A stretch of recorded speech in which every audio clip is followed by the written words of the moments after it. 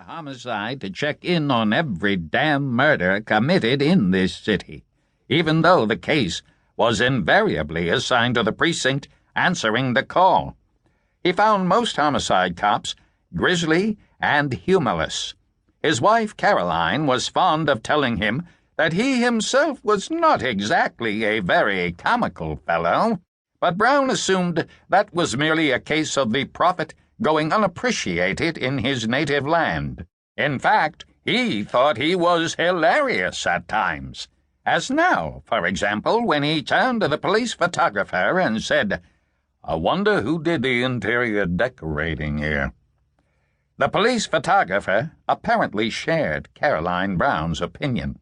Without cracking a smile, he did his little dance around the two corpses, snapping, twisting for another angle, snapping again, shifting now to this side of the dead men, now to the other, while Brown waited for his laugh. "I said," Brown said. "I heard you, Artie," the photographer said, and clicked his camera again. "This is certainly not the Taj Mahal," Brown said. "Hardly anything is," the photographer answered. "What are you so grumpy about?" Brown asked. "Me? Grumpy? Who's grumpy?"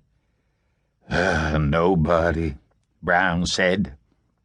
He glanced at the corpses again, and then walked to the far side of the room where two windows overlooked the backyard. One of the windows was wide open. Brown checked the latch on it and saw immediately that it had been forced.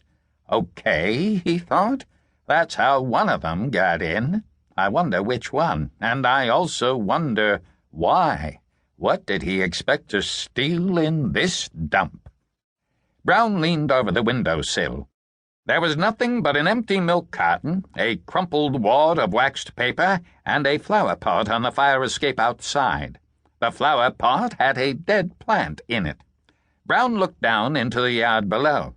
A woman was dumping her garbage into one of the cans adjacent to the alley wall.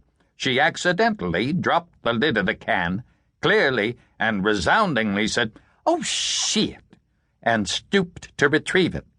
Brown turned away from the window.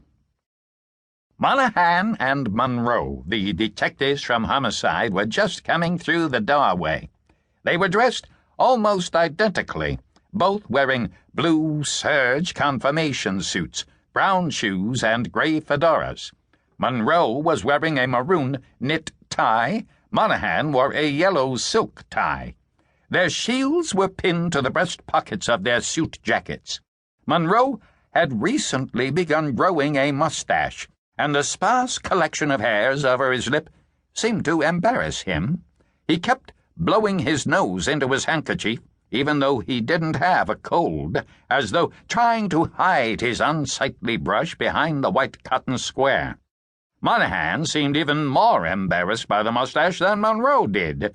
It seemed to him that after 15 years of working together with a man, the man should not suddenly start growing a mustache one morning without first consulting his partner. Monahan hated Monroe's mustache. He considered it unaesthetic. It embarrassed him. It offended his eye.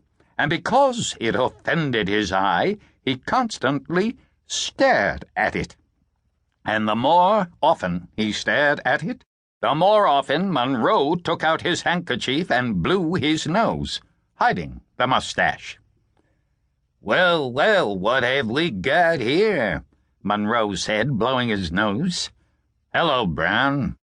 "Hello, Brown," Monahan said. "Now this is what I call a thorough job," Monroe said, pocketing his handkerchief. "Whoever went through this place was an expert."